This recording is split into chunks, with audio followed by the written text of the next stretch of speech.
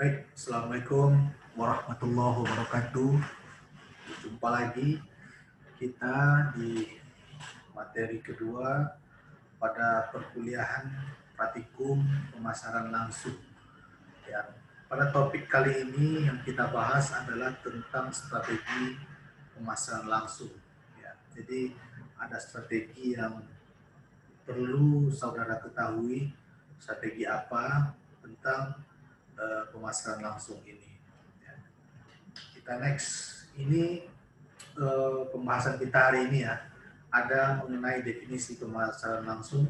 Anda bisa ambil dari berbagai macam sumber, ya saya tidak membatasi Anda ambil dimanapun. Yang penting apapun sumbernya, saya rasa definisi pemasaran langsung tidak jauh berbeda ya.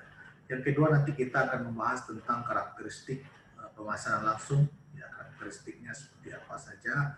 Terus tahapan menyusun strategi, ya, dan kelebihan serta kekurangan secara umum.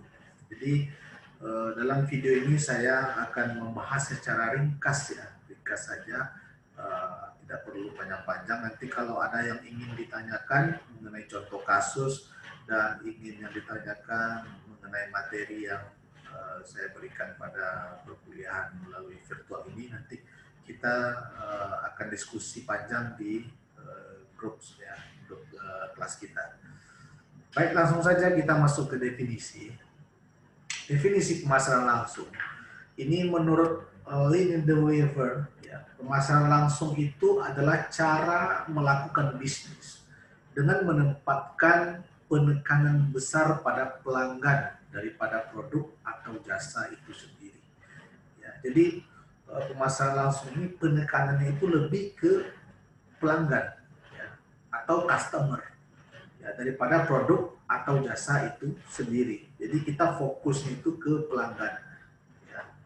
Bukan berarti kita tidak memikirkan produk atau jasa ya, tetap dipikirkan juga. Cuman ini kalau pemasaran langsung target kita itu jelas customer ya atau pelanggan. Sistem di mana organisasi berkomunikasi secara langsung dengan target ya, atau customer ya untuk menghasilkan respon atau transaksi. Kalau Anda lihat di berbagai macam kenyataannya bahwa pemasaran langsung ini langsung bersentuhan langsung dengan customer. Ya. Kita harus tahu mengidentifikasi bagaimana selera pelanggan, apa yang dia suka, apa yang dia tidak suka, ya, bagaimana dia ingin diperlakukan. Ini teknik-teknik yang harus dikuasai untuk menjaga supaya pelanggan itu tetap loyal terhadap apa yang kita buat dan apa yang kita produksi.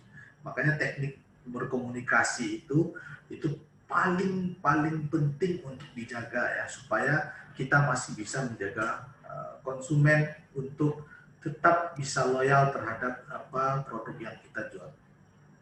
Terkadang ada di contoh kasus produknya baik ya, tetapi cara komunikasinya tidak baik. Apa yang terjadi?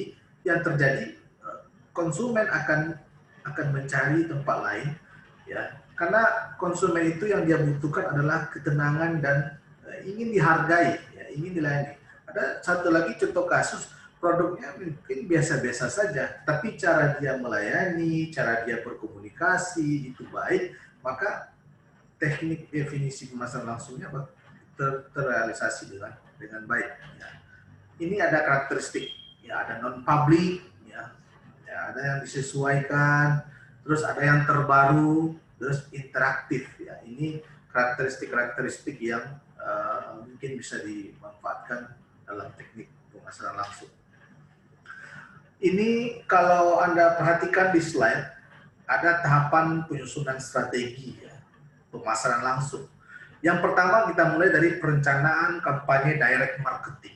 Ya, perencanaan kita harus matang. Apa yang harus kita lakukan, apa yang harus kita susun itu harus jelas. Yang kedua itu setelah melakukan perencanaan, kita harus melakukan penawaran kampanye direct marketing. Ya. Melakukan penawaran, terus daftar target direct marketing. Ya, target itu harus jelas nih siapa yang Anda tuju. Tidak semua bisa Anda jadikan target. Ada target-target tertentu yang harus dicapai dan harus dioptimalkan. Ya, terus ada naskah atau materi direct marketing, produksi atau distribusi direct marketing, dan eksekusi. Ya. Ketika perencanaan sudah matang, penawaran sudah dilakukan, daftar naskah produksi, terus eksekusi penting. Ya. Percuma Anda perencanaan matang tapi tidak pernah ada eksekusi. Ya. Jadi eksekusi penting di sini, jangan sampai tidak ada eksekusi. Terus setelah melakukan eksekusi tentu ada sesuatu yang perlu dievaluasi ya, atau perlu dilakukan revisi, mungkin itu yang dinamakan dengan controlling. Kontrol itu perlu ya. Apa mungkin kelemahan kita di lapangan, mungkin ada hal-hal baru yang kita temukan di lapangan, itu perlu kita lakukan controlling. Terus ini direct marketing ya, Anda bisa lihat saja di slide ya, macam-macamnya. Tidak perlu saya jelaskan satu persatu karena kalau saya jelaskan terlalu panjang. Ini kelebihan dan kekurangan. Kelebihannya itu targeting, ya, targetnya jelas, bertarget. Ada cost efektif, repeat sales ya. Jadi ada pembelian kembali, ada cost itu efektif, biaya efektif.